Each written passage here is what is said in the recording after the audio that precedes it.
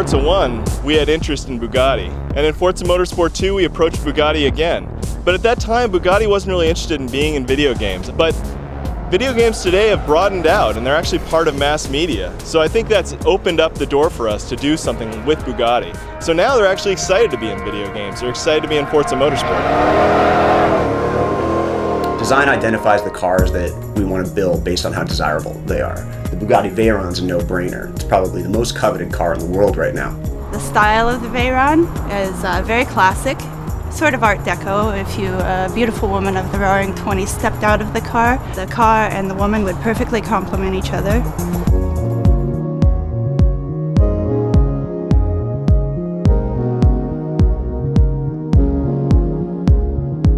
Bugatti Veyron, it's a technological masterpiece. Not so much in that it made 1,000 horsepower, because that's really not that difficult to do with an 8-liter engine, but more in the sense that it's drivable as 1,000 horsepower cars. An automatic gearbox that can take a 4,400 pound car and 987 horsepower and put it to the ground with all-wheel drive and not blow up. And it's got to do that for 120,000 miles.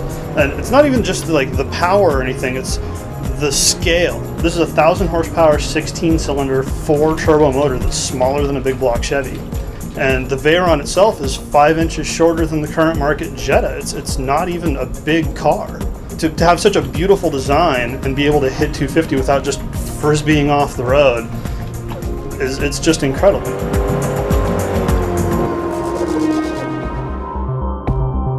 Once we've identified the car that we want, we've located it, we send a team of subject matter experts out there to either photograph the car or scan it digitally.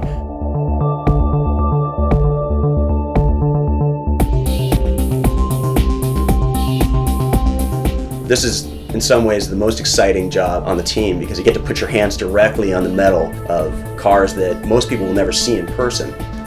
One of the new features for Forza 3 is cockpits. This presents an interesting challenge from a modeling perspective because it's so hard to get the sense of scale from inside the cockpit and communicate that in game.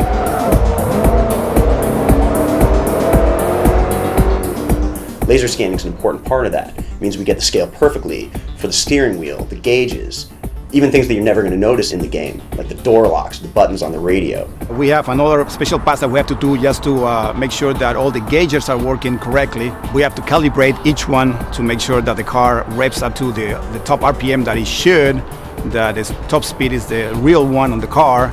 There's a lot of work done into that.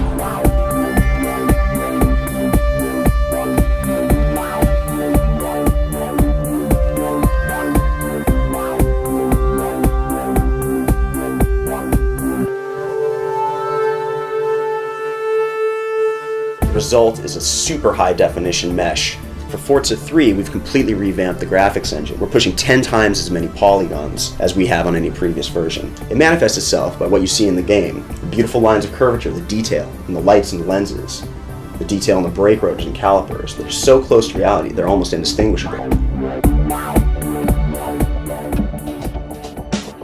What you see in game is what we saw on site as we photographed and scanned the car. And the cool thing is not many people in the world have seen this car in person, only in pictures. Some people haven't even seen the interior of this car. And in Forza 3, you're going to be able to customize it, you're going to be able to drive it, you're going to be able to see the interior, you're going to be able to do almost anything and everything with this car that most people will never see in their life. Everybody's psyched about having that car in our game. It's one of the most advanced cars in the world right now. It's something out of this world pretty much. It's amazing.